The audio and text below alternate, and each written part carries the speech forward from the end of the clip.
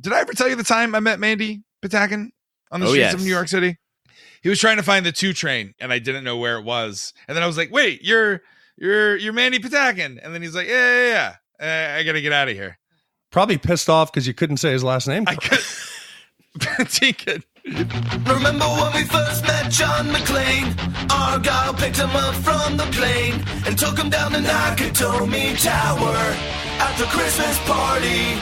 And the terrorists were overzealous, but it was sweet when they killed Ellis.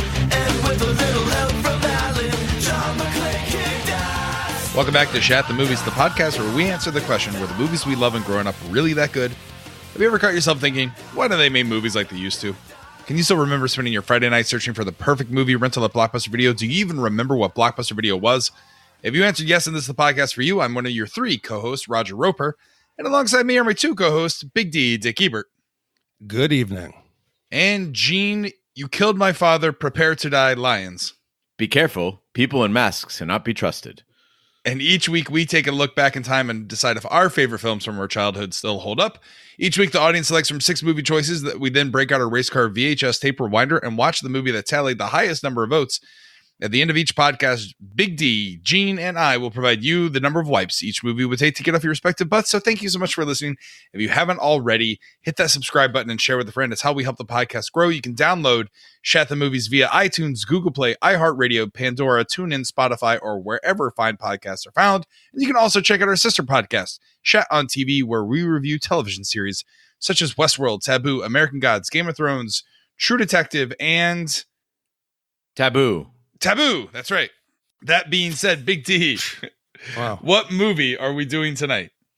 We just doubled Taboo's downloads to 35. Yeah. Guys, out of all our Shat on TV podcasts that we've done over all the series, Taboos are only 5. Like, we don't have one negative review on Taboo. I think they were just excited that somebody did a podcast about Taboo. Yeah, We could probably go to like Comic-Con and sign autographs as the Taboo podcast. Exactly. So this week we finally get back to our commissions, and we're catching up. I think this one was probably commissioned 2.5 months ago by Adam R. It's a classic, and he's been waiting a while for it. So Adam, thank you for your patience. It was the 1987 Princess Bride. This, as Big D mentioned, was sent in from Adam R. So he, along with his generous donation, did send us a beautiful email. I can't read all of it because I think it will be here for 15 minutes, but I did condense it down. I'm going to go ahead and read that now. He writes in, "Dear Shat Crew, I'm a longtime listener who loves the podcast and tells everyone I can about it. Think about that for a moment. You're 100 plus movies in and you've still not reviewed The Princess Bride? Inconceivable. Knowing where to begin with The Princess Bride is almost as difficult as me trying to remember the first time I ever saw it. It's just always been an indelible part of my childhood. Sure, over time, parts of The Princess Bride may have lost some of their veneer. It's campy in places. The production sets and costumes aren't as lavish or convincing as you see in motion pictures today. And sometimes the timing is a bit off, but the strengths are also still there. It's endlessly quotable. It's something that doesn't try to be more than it is, and it's fun for the entire family. The end result is a 1980s cinematic time capsule where being a kid actually meant making memories versus mindlessly liking the next Instagram post. And sometimes just spending time with grandpa and a good book was good enough. The Princess Bride deserves to be in the annals. The annals or the annals? Annals. Annals, of Shat. And now it is. Keep up the good work. Thanks again for all that you do. And don't trust anyone with 6 fingers as you wish. Adam R. Thank you again, Adam. This is a great email. Again, I don't know if we can post. Do we post emails, Big D, on the website? Yeah, sometimes we post some shit All we right. shouldn't. We could probably post this, but if you look at some of his other suggestions, I don't know that he was too selective. The Police Academy, yeah. The Great Totally. Outdoors, Cocoon. I would do Cocoon. We need like a floating scale of the price. Okay, don't come at us and think you're going to be doing. I'm still amazed that people pay for this podcast. I'm surprised people listen. This is a quality product. I say when you break it down by the hour that we put into it, it's pennies. It's fine. It's a bargain. The Princess Bride is a 1987 American adventure film directed and co-produced by Rob Reiner. It stars Carrie Elwes Robin Wright, Mandy Patinkin, Chris Sarandon, Wallace Shawn, Andre the Giant, and Christopher Guest. It's adapted by William Goldman's 1973 novel of the same name, The Princess Bride, and it tells the story of a farmhand named Wesley, accompanied by his companions, befriended along the way, who must rescue his true love, Princess Buttercup, from the odious Prince Humperdinck.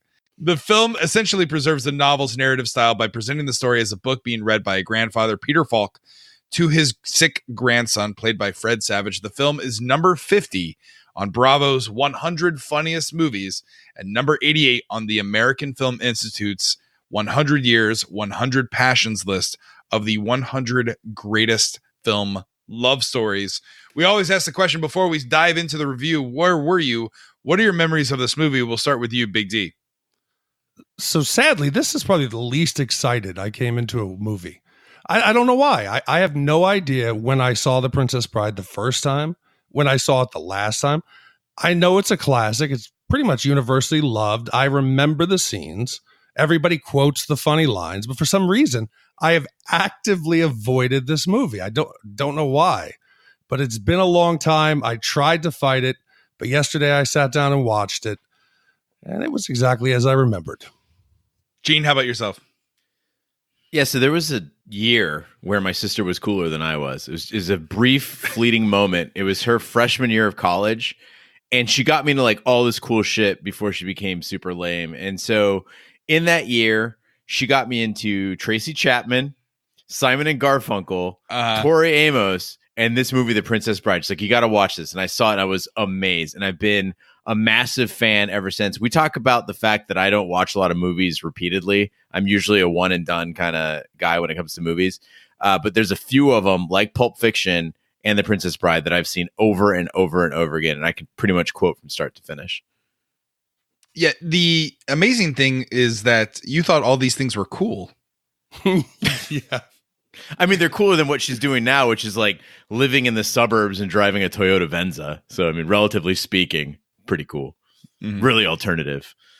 I don't know what the public school systems were like in New York, Big D, where you grew up, or in Arizona, Gene, but in Florida, specifically with the Duval and Orange County public school system, they had two DVDs across the entire county that they would trot out anytime there was a substitute teacher or it was raining during PE, which happened a lot.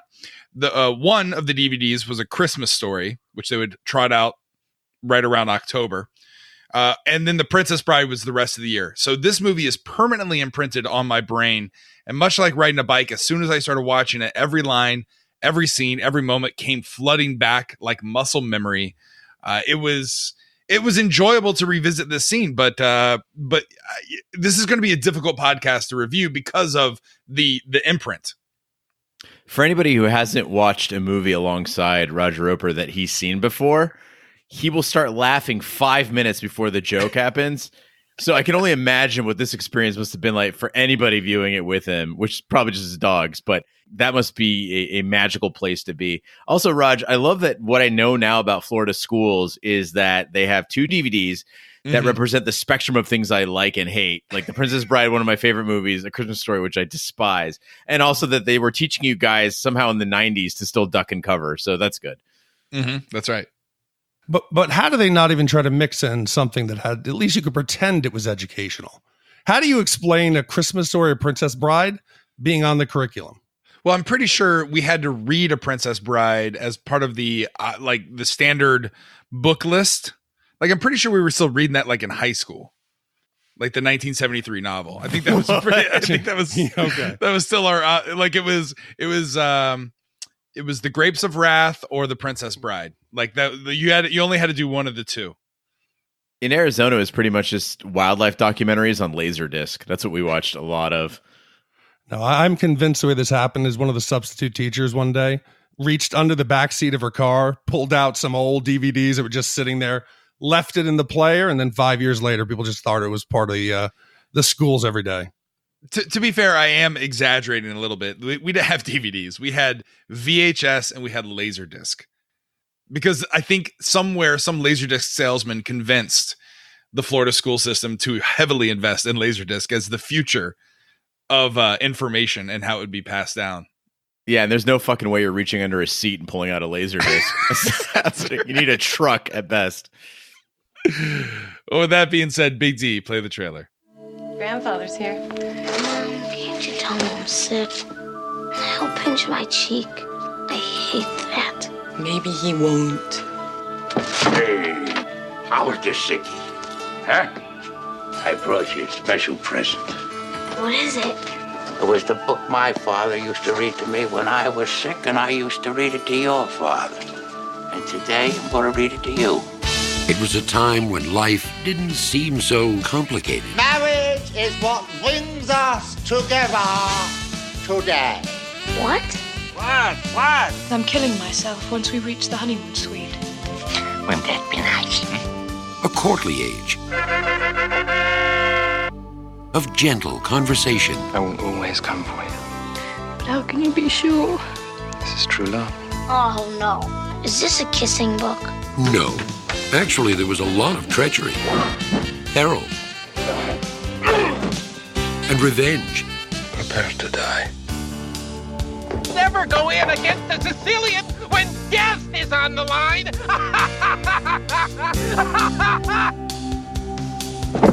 There were affairs of state. But I've got my country's 500th anniversary to plan, my wedding to arrange, my wife to murder, and Gilda to frame for it. I'm swamped. And affairs of the heart. My Wesley will always come for me. Your Wesley is dead. I've seen worse. Bye-bye, boy. Have fun storming the castle. It's more than turning. What's the difference? We've got him. Think it'll work? It would take a miracle. Goodbye. It's a story of love. A tale of adventure. It's as real as the feelings you feel. We're kissing again. Someday you may not mind so much. The Princess Bride. Not just your basic, average, everyday, ordinary, run-of-the-mill, ho-hum fairy tale. The film The Princess Bride is an enactment of a book read to a sick boy from Chicago who is initially dismissive of the story by his grandfather, with occasional interruptions of the scenes in the frame story. A beautiful young woman named Buttercup lives on a farm in the fictional country of Florin. Whenever she orders her farmhand Wesley to do chores for her, he complies and answers, "As you wish." She eventually realizes they are mutually in love and leaves the farm to seek his fortune so that they can marry, but his ship is attacked by the dread pirate Roberts, who is infamous for never leaving survivors, and Wesley is believed dead. So this movie, it's a modest success. It took back $30 million on a $16 million budget without factoring in marketing. But who was this aimed at? What genre is this? I mean, did they market it towards kids? Were they confused? I could see in some of the marketing why it didn't make its money back. We laughed at Roadhouse, the taglines. I'm going to read you these taglines. These are legit. And if you see why the audience might have been confused, okay? A Princess Bride. It's as real as the feelings you feel. A Princess Bride. Heroes, giants, villains, wizards, true love. There's a wizard. Oh, give Miracle Max. Yeah. Next one. The Princess Bride, the story of a man and a woman who lived happily ever after, even though the courtship almost killed them. That sounds like a previous relationship of mine. Yes. And the last one was The Princess Bride, scaling the cliffs of insanity, battling rodents of unusual size, and facing tortures in the pit of despair. True love has never been such a snap.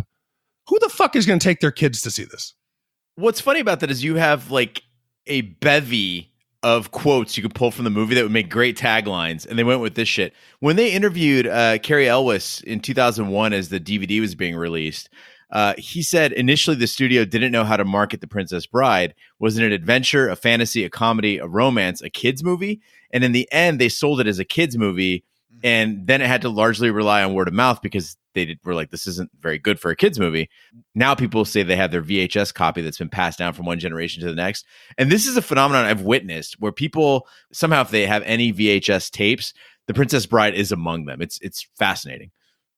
But like, if they're going to adapt a movie that's the screenplay is written by the author who also wrote the novel that the movie is based upon, why not just be like based on the beloved novel by, like just do something like that. I don't know. The 80s were a vastly different time.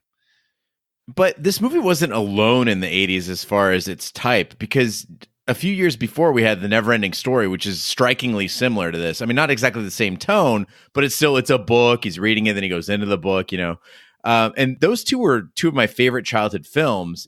And a lot of that came from the way they approached that storybook tale by making it like literally a storybook. It made you feel like this could happen or you could relate to it. Yeah, but the commercials for A Never-Ending Story, it's got a fucking kid riding a dragon. I got an idea that this is a kid's movie. Wesley and Buttercup in that fucking flaming forest or these rodents, that doesn't tell me, hey, take the kids. Yeah, but to Gene's point, like The Never-Ending Story, a kid falls into the book, but in this one, you have the white hot Fred Savage next to the legendary Peter Falk. I mean, why not put them in the trailer right away or like in all the advertising?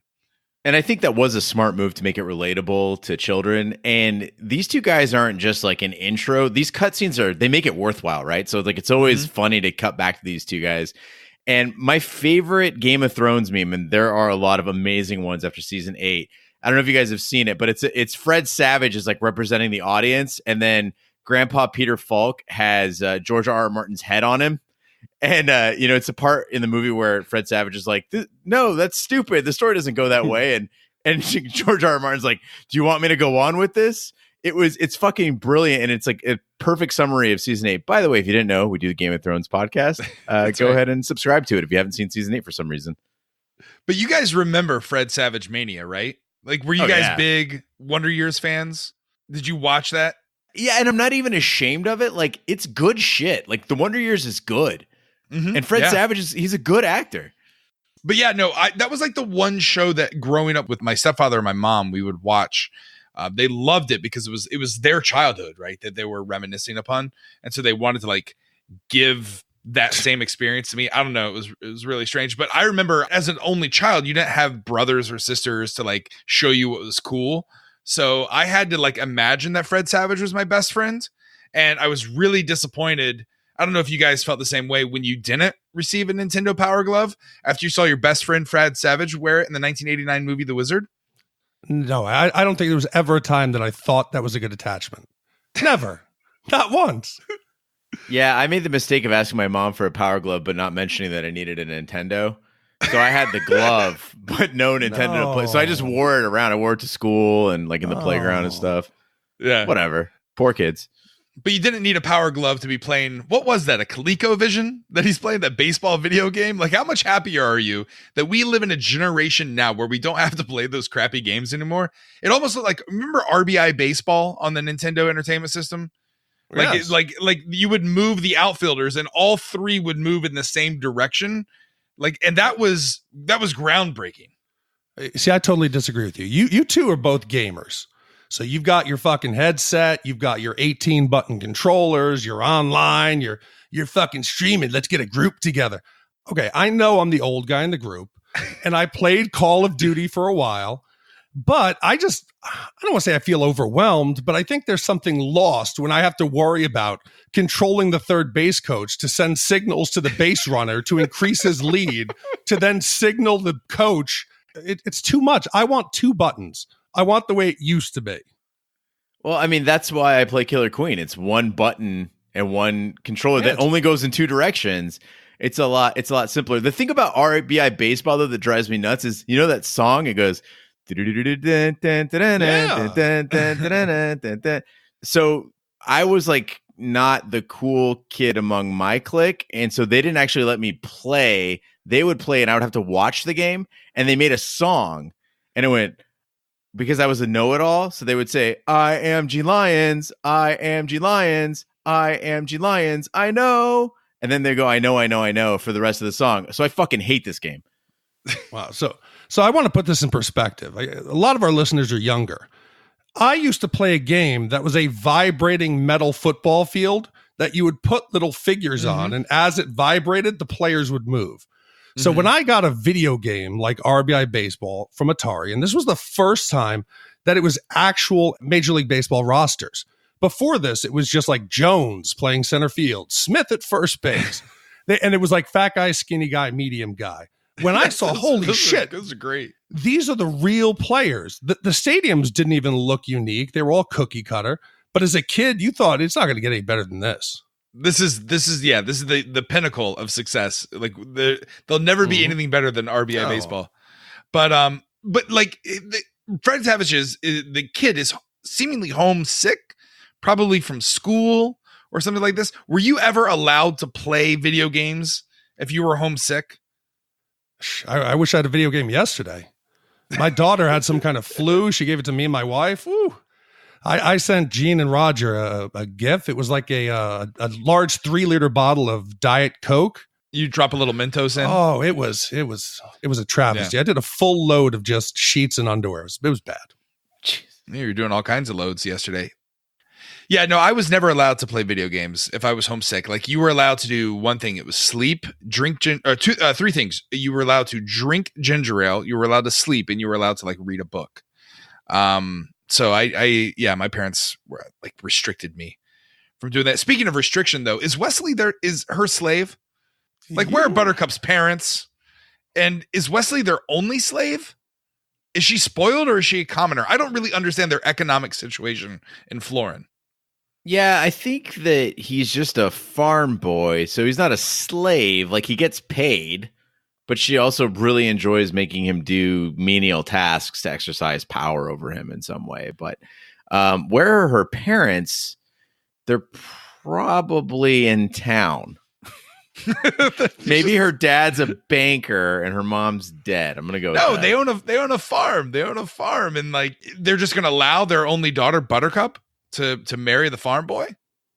Well, this isn't gonna be Braveheart. You want fucking William Wallace riding up in the rain trying to take your daughter, and then the father yells. But you know this is a fairy tale because everybody's good looking. Everybody's clean. They got a nice haircut. There's nobody smelling. Oh, young Robin Wright. Wow. Ooh. Dude, old Robin Wright. Exactly. She's in House of Cards. That's her, right? Yeah, that's Smoke her. Show. Yeah. Also, Ginny in Forrest Gump. Smoke Show. That's so degrading. What is it? I'm just joking. Come on. Oh no, I'm waiting for someone to write in and tell me the origins of Smoke Show. It's like she is attractive though in older age as well as younger. But this is her first movie. This is her debut film. And you forget just how beautiful actors and actresses are, including Carrie Elwes, who phenomenal looking. How is he not a bigger star? He is a great looking. He's a better looking James Marsden. See, it's funny you should mention that because I was thinking the same thing. I'm like, how did this guy not get more work? And then I looked into it. I was like, holy shit, he gets a lot of work. So Carrie Elwes was in Glory in 1989. He was in Hot Shots. He was famously in Robin Hood Men in Tights, Bram Stoker's Dracula, The Crush, The Jungle Book in 94, Twister, Liar Liar, Kiss the Girls. He was in Saw and I think Saw 7. He was in Seinfeld, The X-Files, Law and Order, SVU, where he played a mafia lawyer. And now, actually coming up this year, he's going to be in the 3rd season of Stranger Things. So dude actually works a lot. But you reading that list of movies he's in tells me why we don't remember him. He went from the hot male lead to the everyday dad. Do you remember Liar Liar? Yeah, he's like hey, you want to throw the ball? Who wants to tickle? Here comes the claw. Yay. You're afraid of the claw. Yes. Yeah, he was no longer playing the hot guy. He kind of faded into the background. Well, I think he suffers from the fact that he's actually funny, right? So like in Twister, you could play up his sex appeal, but the fact is he's just really funny. And so he's an unfortunate guy who's incredibly handsome, but more so hilarious. So it's kind of like he's going to be cast into more comedic roles.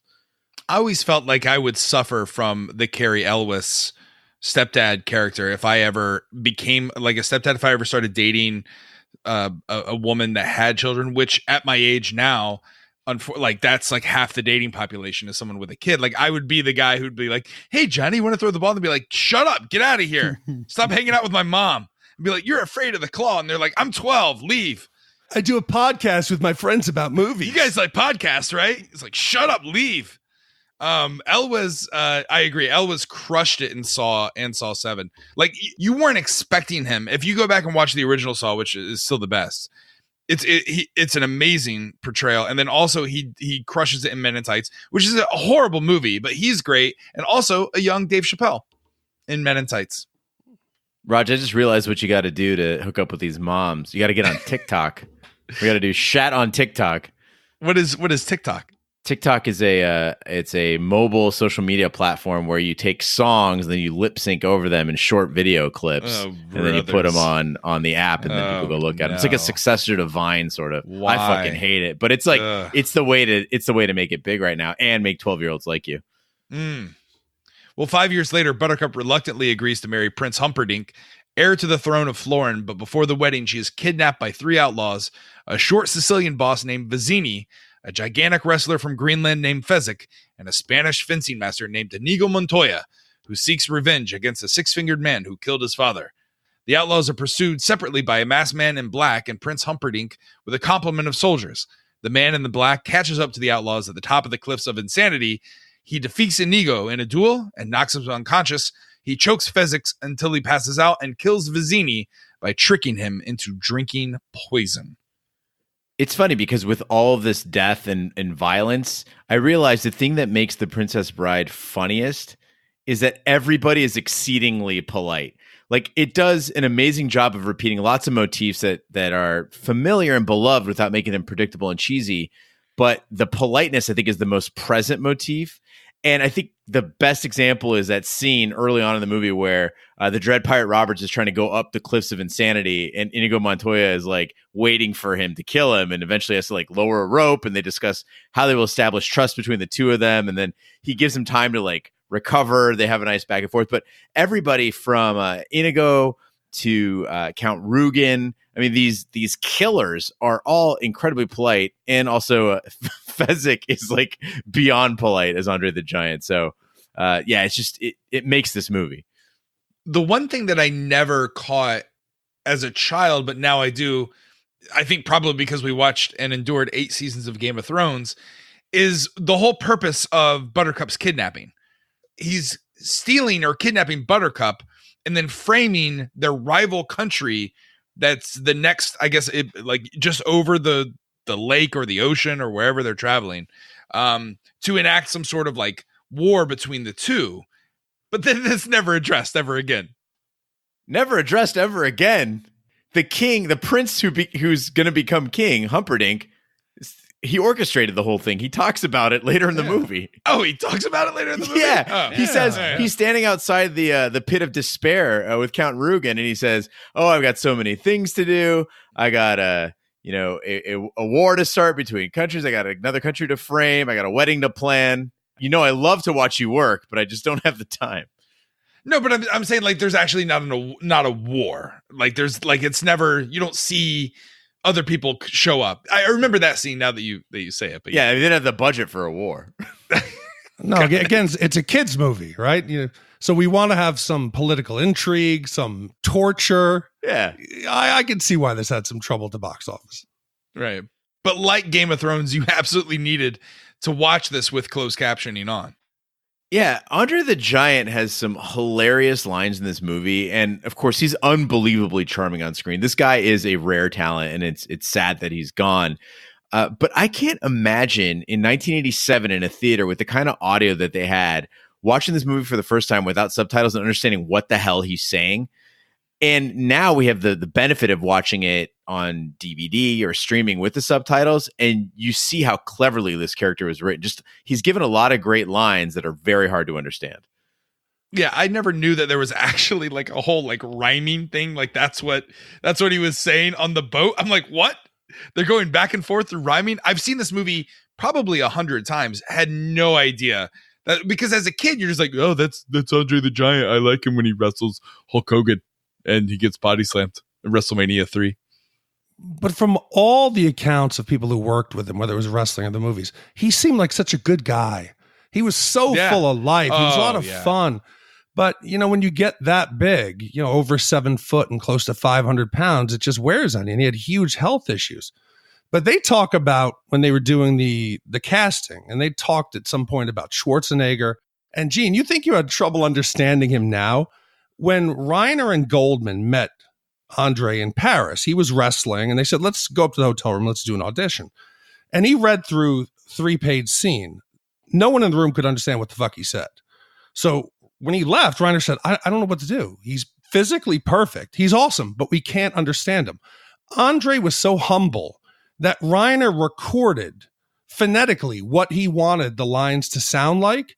And Andre learned how to read them back in a way that was audible and matched what his intent was. He wasn't too big, even though he was one of the biggest wrestling stars in the world. He was just a good guy. And I think that speaks to like our childhood fascination with these over-the-top characters. And I think that's why this movie works so well, is because it's full of scene stealers. Like, can you name another movie that's so full of great performances by charming actors? Yeah, I think there's plenty of movies that have a star-studded cast who do a wonderful job. I think what's key to this one, though, is how well they work together. You believe that these people genuinely like each other. These characters are friends. And it's weird because it's so rapid. Everything's like boom, boom, boom, boom, boom. Like all the action's happening so fast. And yet somehow when they're reunited, when they save each other, you're excited for them and you don't even know why. And I think it's that kind of ineffable quality that shines through the screen when actors are truly gelling. I'll flip it around. Go back and recast a character with anybody over the last 30 years that would be better than someone who was in the film. I can't do it. Yeah, you think of like just these three characters, right? Vizzini, right? Played by Wallace Shawn. He's almost like a poor man's Gilbert Godfrey. Like, you know what I mean? Like their voices kind of make the actor, but he's pretty good in everything else. But this is really his opus, right? Yeah. We talked about Andre the Giant. He's so freaking charming, even though he cannot act at all. It just works. And then you have Mandy Patinkin, who, as Inigo Montoya, he's like the Han Solo of this movie, right? He's the guy that you wanted to play when you were playing The Princess Bride with stuffed animals. I don't know if you guys were a lot like me, but did I ever tell you the time I met Mandy Patinkin on the streets of New York City? All right. What was he trying to find a train? He was trying to find the 2 train, and I didn't know where it was. And then I was like, "Wait, you're Mandy Patinkin?" And then he's like, "Yeah. I got to get out of here." Probably pissed off because you couldn't say his last name. Patinkin. He was such a nice guy for those 30 seconds that we ever met. He probably went home and told his wife, this fucking dude on the train kept calling me Patinkin. I'm like, who the fuck are you? But you know Wallace Shawn? Do you know he's an Oxford educated, I think? Yeah, he's very smart. So in between his days of filming, he went to Oxford and gave like a lecture on, I think, U.S. English history or something. So the cast is not only talented, but they're extremely smart. Yeah. Well, at least one of them is. While you guys were playing The Princess Bride, like I know you did as children, did you guys ever also infuse the Princess Bride into other like activities that you did, like playing sports or games with your kids, by doing like like you start off left-handed and you go, I'm not even left-handed, I'm right-handed, and then you would try to do better? No, I think that's reserved for kids who have magic wands and capes when they're playing outside. I was not coordinated enough to even fake it. I'm right-handed and people thought I was left-handed. That's how fucking bad I am at catching things or throwing things. What do they call that? What was that where you're ambidextrous? Ambidextrous. You Switch flush hitter. yourself with the other hand. What do they call that? The stranger. You sit on it first. Yeah, the stranger. So what was? Yeah, the stranger. The stranger. Yeah. You wanted to go numb. So essentially, you challenge your friends to play the stranger. Is that what you're saying? How did you take this from playing with kids to masturbating? Yeah. You just saying, did you ever challenge your friends to do that trick with the other hand? I mean, disgusting. Indigo These are children. He says, come on, when he's going to fight, he says, the only way I can be satisfied is if I use my right. I don't remember this episode in the Wonder Years where Paul and Kevin sit down with each other. They get caught going through the sister's panty drawer.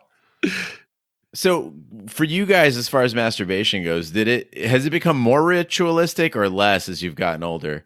Because a lot of people have gotten like really weird with their shit. Like people I talk to, they're like, "Oh, I got this device and that device. I got this whole thing I go through." Oh. And I'm like, "No, I started off like pretty experimental, but now I got it down. Like it's basic." Yeah, no. I think for me, it's like shaving. I don't do it because I enjoy it. I do it because I have to do it. Yeah. with it's a like razor. blowing your nose. Yeah, it's like Right. blowing your nose. You just got to, you got to get it out. You know. I get zero enjoyment from it. I call it releasing the demons. Yeah. It just clears your head. Definitely. Mm-hmm. Yeah, you get it's like you drink coffee. Mm-hmm. You find your favorite scene on Reddit and your favorite subreddit, and you know, it's like checking email. That is the most Catholic thing I've ever heard. Shame on you. The masked man takes Buttercup prisoner and they flee. When Buttercup correctly guesses that he is the Dread Pirate Roberts, she becomes enraged at him for killing Wesley. She shoves him down a hill at the gorge and wishes death upon him, and as he tumbles down, he shouts, "As you wish." Realizing it's Wesley, she also then throws herself into the gorge after him, and they are reunited. Wesley explains that the Dread Pirate Roberts is actually a title passed on by subsequent holders. They pass through the dangerous fire swamp inhabited by the rodents of unusual size, but they are captured on the other side by Humperdinck and a sadistic vizier, Count Rugen, who is revealed to be the one that killed Inigo's father. Buttercup agrees to return with Humperdinck in exchange for Wesley's release, but Humperdinck secretly orders Rugen to lock Wesley in his torture chamber, the Pit of Despair. So, guys, you know I hate to give a perfect score to any movie, and I also hate to give a 5-wiper, which I've never done before. So I started thinking, how could I make this a not perfect movie? Is there anything they didn't execute on perfectly? And if I were going to ding this movie on any facet, it would be sets and costuming, which I think that Adam referenced in his letter, because everything in this movie does look incredibly fake. And the key point is Wesley's disguise as the Dread Pirate Roberts. It does nothing to hide his identity. But right. The Princess Bride solves for that by being remarkably self-aware. And there's this great scene where Buttercup is describing Wesley to the Dread Pirate Roberts, not knowing that the Dread Pirate Roberts is Wesley. And she comments on the color of his eyes, which are actually highlighted by the mask. She's like, his eyes are like the blue of the sea at dawn or whatever. And she still doesn't fucking recognize him until he's rolling downhill saying, "As you wish," and then she gets it. And as long as the movie follows that line of being ridiculous, it makes the sets and the costuming and all the other ridiculousness work. So I couldn't even assign half a wipe for that. You see, I got to completely disagree with you. I think the production value of The Princess Bride easily matched or exceeded Robin Hood, Prince of Thieves. And that had a $48 million budget. The sets, the castle looks great. The Thieves Forest, that I think was the Sherwood Forest hideout. I think it was the same set. The costumes look the same. And whether that's making a statement about how bad Robin Hood was, I thought this looked good. Sure, some of the shit's campy. Did you see the size of that ship? Yeah. It looked like something you'd see, like a miniature golf course. You know, that looked like one of the holes. Let that go. But the sets and everything, it looked good for what it was. It's a kid's fantasy. It's a made-up world. I like how you're like, yeah, the sets look great except for that boat and the eel. The fact that the ocean looks like they're in a pool. The entire backdrop of Florin, you can tell it's painted. It's not even a countryside. Yeah, it's a painting. It's not even, they didn't even try it. Okay, I want to correct. I'm not saying it looked bad. It looked appropriate. It was quality. Okay, quality and appropriate. I'll say that you see better costumes at like the Arizona Renaissance Fair. I agree with you there. But on top of these type of characters, it's infinitely quotable, as Adam also mentioned. What's your favorite quote? Mine is "Life is pain. Anyone who says differently is selling something." That's by far my favorite line because it relates to where I am right now in my life. Mine used to be when Inigo says to the Dread Pirate Wesley, "You seem like a decent fellow. I hate to kill you." And Wesley replies, "You seem like a decent fellow. I hate to die." But on this viewing, I have to actually go with Andre the Giant's quote from when he pulls the Holocaust cloak out of his own clothing. And he says that he got it at Miracle Max's because it fits so nice, he said I could keep it. It makes no fucking sense at all. It's brilliant. Yeah. And also continuing on that character and design, the rodents of unusual size, to your point, Big D, they look like the rats from the Nutcracker produced here in Phoenix every December. Like they're like, you can tell it's like a human inside the rat. And also we talked about the albino in the Pit of Despair, who has some pretty bad cold sores on his lips. And of course, that witch lady who boos in the dream used to give me nightmares as a child. But do you remember in one of the movies we all hated, Willow? Yes. Yeah. Do you remember the Hellhounds? Yeah, they're actual dogs. Oh, yeah. Yeah, they real were dogs that they just kind of strapped on some fur and they just let them run. This looks like a small actor that they stuck in this suit. Oh, it's definitely. And the locomotion and the movement, I could feel the stuntman or actor's pain as he was portraying this character. It was creepy. There was something unworldly about it. I'm just imagining at the Juilliard school, you got Peter Weller over here learning to be a bird for his RoboCop role. And then you got the guy who's the rodent of unusual size over on the other side. A friendship that lasted forever. Mm-hmm. That's right. But Raj, you mentioned the rodents of unusual size, the albino. We've talked about Count Rugen. I promise I'll stop gushing about this movie. But another thing that makes The Princess Bride magical is the bad guys are so likable. Like Prince Humperdinck, he's devious, but he's handsome and he's capable. He's a great hunter, right? He could track anybody down. And those tracking scenes are gret where he just is like, he like sniffs the iocane powder, which is odorless. And he's like, iocane powder. and then the Count Rugen, he's like amicably sadistic. Like he's bad, but he's civil about it. And I love the albino because he's so delightfully matter of fact about the torture he's about to deploy on Wesley. And even those rodents of unusual size, they had like that cheery waddle. It was, I don't know. Like I didn't see a single bad guy and go like, oh, I don't like that guy. I was like, yeah, hooray for everyone. Yeah. It's the old lady who boos in the dream. She does the shaming of Buttercup. That is the scariest character in the movie. But I'm guessing at some point you needed to remove Wesley from the equation. So they had to get him out of the story. You couldn't just kill him. Even though, they do kill a few other characters. So they invent this suction device that they said, well, suction, it's been around for centuries. And, instead of sucking water, we're going to suck life. This is dark as fuck. This is worse than if they had pushed him off a ravine. They had somehow killed him off camera. The thought that you could suck the life force out of someone must have created some awkward father-son, mother-daughter, parent-child conversation. The entire suction cup setup on Wesley is rather fetishistic, I guess. Like it's like Yes. it looks like something you'd find on like kink.com, like you accidentally clicked on the wrong video. You're like, oh, okay, well, this guy's got 8 suction cups attached to him and it's sucking his life away. But also it's startling because he's been stoic. Nothing's gotten the better of him. He's bested the giant. He's outwitted Vizzini. And when they hook him up and just take 1 year off, he shrieks. It was a bit much. When I watch this with Emma, and I'm excited to do that, I'm going to have to maybe turn the volume down for that scream. I think if she's lived through shitting her brains out for 3 days, she can handle this. When Buttercup expresses unhappiness at marrying Humperdinck, he promises to search for Wesley. However, his real plan is to start a war with the neighboring country of Gilder by killing Buttercup and framing Gilder for her death. Meanwhile, Inigo and Fezzik reunite when Humperdinck orders the thieves arrested in the nearby forest, and Fezzik tells Inigo about Rugen. Buttercup berates Humperdinck after learning that he never tried to find Wesley, and enraged, Humperdinck imprisons Buttercup in her chambers and tortures Wesley to his death. Inigo and Fezzik find Wesley's body and bring him back to a folk healer, Miracle Max, whom Humperdinck has recently fired. He discovers that Wesley is only mostly dead due to being sustained by his love for Buttercup and revives him to a state of heavy paralysis.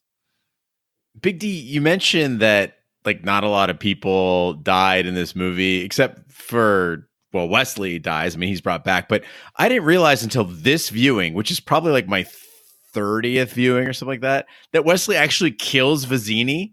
Mm-hmm. Like, because Fezzik comes back to the Thieves' Forest. Inigo goes back to the Thieves' Forest. They're supposed to go back to where it started, right? That's where the gang is supposed to meet up again if anything goes wrong with the job. And then Vizzini doesn't. I thought he just fucked off somewhere.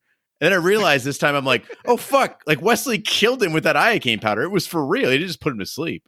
Yeah. In reading about the making of the movie, I learned that Billy Crystal and Carol Kane had researched the characters, went back and actually created a backstory for the characters. And it was supposedly a lot more adult. I would have liked to seen what this movie would look like as like a PG-13R. Most of what I heard was really good, got left on the cutting room floor. Well, their whole scenes together were like improvised, weren't they? Yes, they went off for 3 days and didn't repeat the same dialogue. It was all off the top of their heads on this backstory that the two of them had created. Yeah, Miracle Max and his wife are completely out of place in this world. Like they're doing some like weird like Brooklyn Jew thing like in the middle of this fairy tale in Florin. Yeah, it makes no sense at all. But which also points to a funny thing that the movie does in its entirety is like Inigo's from Spain, Fezzik's from Greenland, and then Florin's just this place. It's like the only fairy tale place in the entire story. Right. But their old married couple bickering is absolutely hilarious. And there's a ton of jokes in there too, between like, once somebody's dead, you got to, the only thing left to do is search their pockets, or like using the bellows to push air into Wesley's lungs, then have him say, true love. But of all the jokes, the best is when they're like talking about after he takes the pill to be revived, like, okay, it needs 15 minutes to regain its potency. And after he does, don't go swimming. And they're like, for Billy Crystal, and like the most, like, again, like Brooklyn Jew parent way, for about an hour.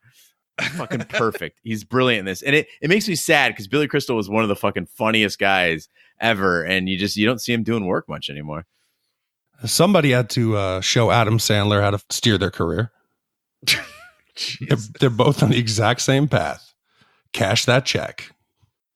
Wesley, Inigo, and Fezzik invade the castle. Inigo finds and kills Rugen in a duel, repeatedly taunting him with his greeting of vengeance. Hello, my name is Inigo Montoya. You killed my father. Prepare to die. And Wesley finds Buttercup, who is about to commit suicide, assuring her that the marriage is invalid because she never said, I do.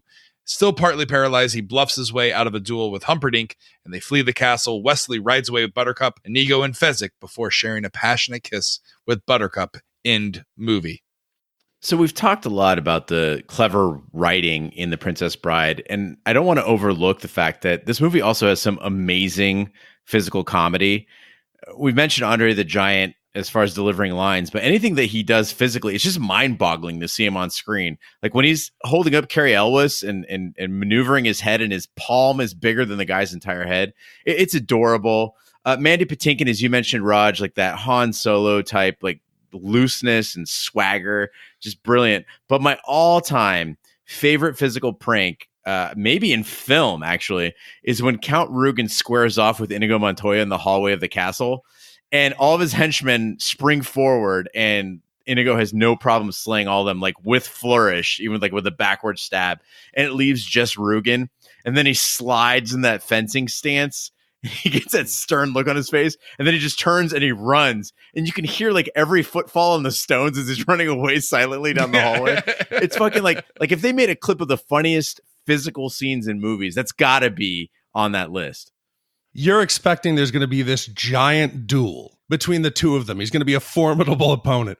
But what does he do? He guts him with a dagger throw, and then it's over in 2 seconds. And that courteousness that you liked in the previous scenes, Gene, when Humperdinck enters the room and he finds Wesley in the bed, and Wesley's like, maybe I'm just resting. Maybe I'm here. I'm like, oh shit, what's going to happen? And he bluffs him into sitting down politely. It's so cheesy, but it's so perfect. I love that. I love the final scene. Again, this plays to how charming Cary Elwes is with this character. He plays him perfectly. But like, how much longer does he have to live? Because seemingly the suction device has sucked out all of his life force, and he only has a little bit of some sort of chocolate ball that Miracle Max put in his mouth. Like, that's it. That's all he has to live. How much longer can he go on living? Well, if you rush a miracle, you get rotten miracles. No, it's a really good point, Roger. I didn't think about it. It's a very dark view. Is like, yeah, he's alive, but we never actually see him like fully recover. Yeah, he's like the Jon Snow of The Princess Bride. No, I'm thinking this is more like American Gods. What if he started rotting? Like, was it Laura Moon when she comes back? Laura Moon, yeah. Imagine if Wesley starts smelling. Look who cares about American Gods now. I fucking love that show. Also lost in this scene is, again, this is a kid's movie. When he catches Buttercup about to kill herself, she's about to stab. He has what I've used in picking up women unsuccessfully in my life is to say the line, there's a shortage of perfect breasts in the world, to be ashamed to damage yours. Such a fantastic line that somehow doesn't seem like it would be part of a children's movie, but it really, it's great. It's amazing. I think there's something lost today. So Emma's growing up in the age of digital technology. And we try to read a book to her at least once a night. She has a vast book collection. On her birthdays, we don't ask for birthday cards. We ask people to buy a book and then sign the front of the book so that we're always reading to her. But it's hard to compete because she's got an iPad. She's got YouTube Kids on TV. And it bothers me every time that we try to read to her. And she's like, oh, let me play this app. Let me do this. I think today, movies like this will never be made. We talked about in The Goonies, what it was like for a kid to get on their bike and have an adventure. Kids back then, we were forced to be creative. We were outside. We didn't have everything laid out and planned for us. And I think that's helped us or at least I'd like to think it's helped us to develop a creative way of thinking that I don't know today kids are capable of. God, we sound like fucking... kids are equally... Yeah, I was going to say. I think kids are equally creative. I think the outlets are different. And I think that's what scares people like you and I. Like, I don't understand TikTok. I don't understand why anyone would want to videotape lip syncing, over 15 seconds of a song. However, I do remember with my aunt and I dressing up as Weird Al Yankovic and lip syncing and making our own music video. So I think the creativity is the same. The outlets are just different. But why are some of the top kid videos on YouTube those mystery box opens? Kids will sit there and watch an adult open a box and be like, oh, what did we get today? Oh, the LOL surprise. It's the rhinoceros. And kids will fucking watch that shit for hours. I don't get the kids watching an adult unpacking, but I get the kids watching other kids, because here's why. It's the whole reason we went to birthday parties. We went to birthday parties to watch kids unwrap their birthday presents. And it was almost like we were getting presents as well because we could go play with them. Okay. I'm going to challenge you.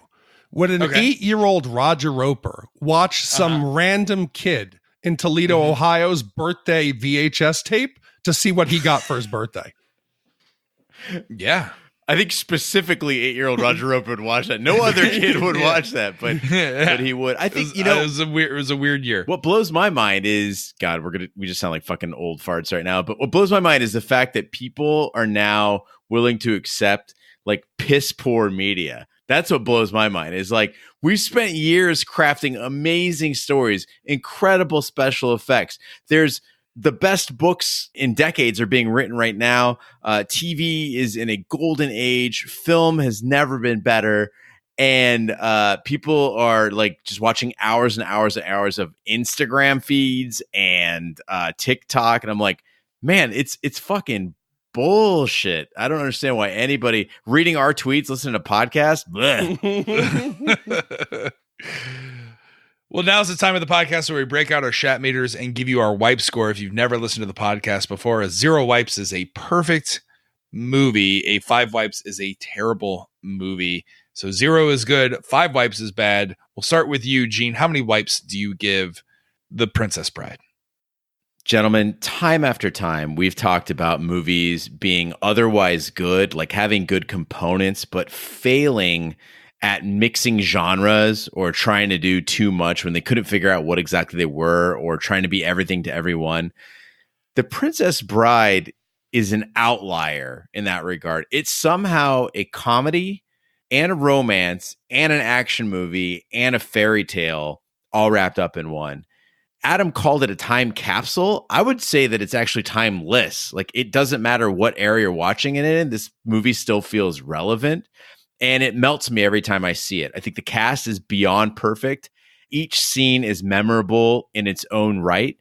What's crazy is I watched this movie specifically to find something I didn't like about it because I'm such a fan. And I still couldn't, after my 30-somethingth viewing, find anything I didn't like about it. For me, it's a 0 wipe. Yeah, I'm going to have to agree with you, Gene. It's not a perfect movie for me, but it is a nostalgic throwback that is tight in its execution. It excels from its charming performances from its lead cast, and it is that time capsule of a simpler time where fantasy films didn't need exposed breasts, White Walkers, dire wolves, or dragons. I can't say it's quite a 0 wipe, but it's close. It's a 1 wipe for me. See, I'm struggling here because I want to be fair. I came into it dreading it, like I said. And the movie, it's not my cup of tea, but I can't question the craftsmanship which this movie is made with, the writing, the acting. I thought the sets were perfect. For me, it dragged a bit, but it was just because it's not my cup of tea, but I can't fault it for that. As a kid's movie, which this was intended, I think it's pretty damn near perfect.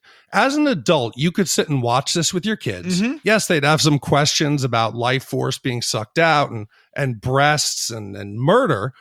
But what Disney movie doesn't have that? There's one that they have a disabled man in a bell tower. So, some things are questionable. But I don't think he's disabled. I think he just has malformed. Deformity.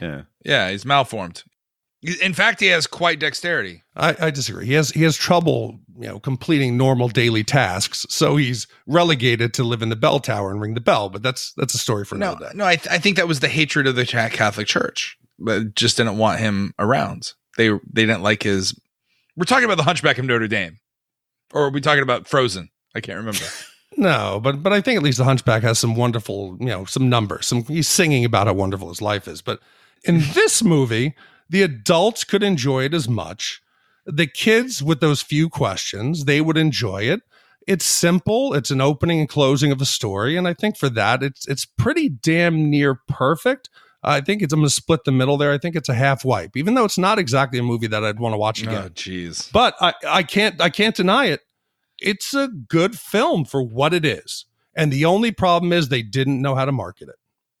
I feel like we might be placating to our audience who, the tweets we got were like, just don't fuck this up. Just don't fuck this up. But I guarantee you, I think it really is a good movie. I think it's, like I said, I'm the one who probably rated the lowest, but I don't think it can be any lower than a 1. I'm just concerned where it's going to sit in the annals of the Shat Pantheon is where, if we add up all 3 scores, Gene, what does that give us? That gives us half 0.5, half right? A wipe. Yeah.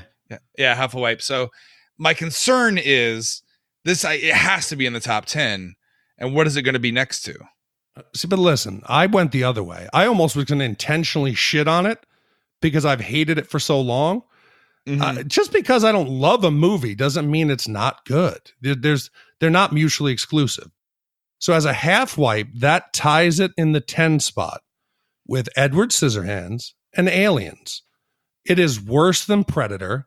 It is a little better than Die Hard. And when I say a little better, I mean, we're talking fractions of a wipe. I'd also point out that on Rotten Tomatoes, this has a 97% fresh score from the Tomatometer and 94% among the audience, which is 527,000 ratings. Yeah. So I think it's pretty fair. Is it better than Die Hard, though? Slightly. It's a different movie. I know it's a different movie, but I just try to think of what I don't know. All right. To answer me this, is the romance factor in Die Hard at all believable or compelling? Oh, 100%. You got a dude doing cocaine off of his coworker's breasts. That's completely believable. No, listen, it feels right. The Shat meter works. I don't know how, but it continues to amaze me every single time we do a review. So that's what it is. It's tied for 10. Thanks so much, Adam, for commissioning this movie. Big D, what is our next movie category that we're doing? I'm personally beyond excited for next week. This movie was one of my favorites growing up. I remember bringing this VHS copy from my job at Blockbuster to college, sitting down and watching it. I think it was the first day on campus for my second year. And it tells the story with innocent victims caught in the crossfire in Los Angeles' intensifying war on crime. Both cops, John Spartan, played by Sylvester Stallone, and violent thug Simon Phoenix, played by Wesley Snipes, are sentenced to a state of frozen incarceration known as cryo prison. When Spartan is thawed 36 years later, it's 2032, and Los Angeles is now a pacified utopia called San Andreas. Nope. Called San Angeles. Shut up. It's a utopia called San Angeles. But with Phoenix again on the loose, Spartan must team up with future cop Lania played by Sandra Bullock, to apprehend the killer. This was commissioned by Matt, and it's fucking awesome. You're our Fezwig. You're our Fezig. Fezig. That's who you are. Fuck yeah. That picture that you posted on Twitter today was phenomenal. I assume I'm Lazzini? Fazzini? Of course. Okay. Yeah, but you have much more hair. Oh, thank you. So Big D, does John Spartan ever find Linnea? Like, can he find Linnea? What's her fucking name? Lenia? Lania? Yeah, does he know how to? Can John Spartan find Linnea? Like, does he know where Linnea is? What's her name then? Linnea? What the? Lenina. She's not one of It's Lenina. It's either fuck you both. La Nina, Pinta, or Santa Maria. It's one of the... Lenina. That's good. Yeah. Listen, I couldn't say Carrie Elwes, so yeah. Mandy Patinkin. Mandy Patinkin. That concludes this week's episode of Shat the Movies. Be sure to follow us on. Oh, anyway, that was commissioned. The next one we're doing is Demolition Man, and it was commissioned by Matt. So, Matt, thank you so much for your commission. That concludes this week's episode of Shat the Movies. Be sure to follow us on social media and share with a friend. We're on social media, including Twitter, Snapchat, and Instagram. Just search for @ShatTheMovies. Facebook, shatthemovies.com/Facebook. Our website is shatthemovies.com, where you can vote on upcoming films and check out all of our great past archived histories for free. You can also email us with your suggestions for upcoming selections at hosts@shatthemovies.com. You can support the podcast through 4 major ways. The first one is to donate your commissions through PayPal or Venmo. PayPal does take a higher cut, which makes no sense to me because Venmo is owned by PayPal. So if you have a preference, we prefer you use Venmo. Just go to shatthemovies.com/PayPal or /Venmo. You can also shop on Amazon for everyday items utilizing our Amazon link. Just go to shatthemovies.com/Amazon. And you can also complete our survey for possible future advertisements by taking our survey at shatthemovies.com/survey. On behalf of my co-hosts, Big D, Dick Ebert, and Gene Inigo, You Killed My Father, Prepare to Die, Lions. My name is Roger Roper. Thank you so much for listening. On behalf of all of our co-hosts who've ever graced the airways here at Shat on TV, including the King Bee and Carrie Gross, we certainly appreciate you guys listening. Thank you so much. Take care. Good night and good luck. At the end of a century, ravaged by violence, a society of perfect order will arise.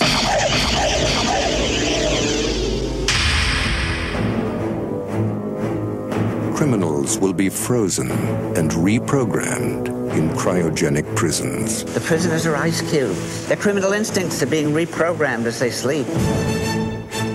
Aggression and deviant behavior will be totally eliminated.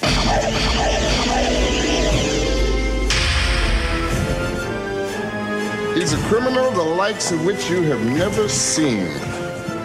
In a bad time, he was the worst. I'm gonna love running this place. But in the year 2032... This morning, Simon Phoenix escaped from this cryo facility. We are, quite frankly, not equipped to deal with the situation. amidst a world of peace and calm... We're police officers. We're not trained for this kind of violence. How was the fiendish Simon Phoenix apprehended back in the 20th? In the end, it took just one man. John Spartan. You mean the Demolition Man? The conditions of your parole are full reinstatement into the SAPD and immediate assignment to the apprehension of Simon Phoenix. Two mortal enemies. Just dropped in to say hi. From another time. Pass is over, John. Time for something new and improved. Oh, hell. Will be unleashed on a future that isn't big enough for the both of them. Sylvester Stallone, Wesley Snipes, Demolition Man.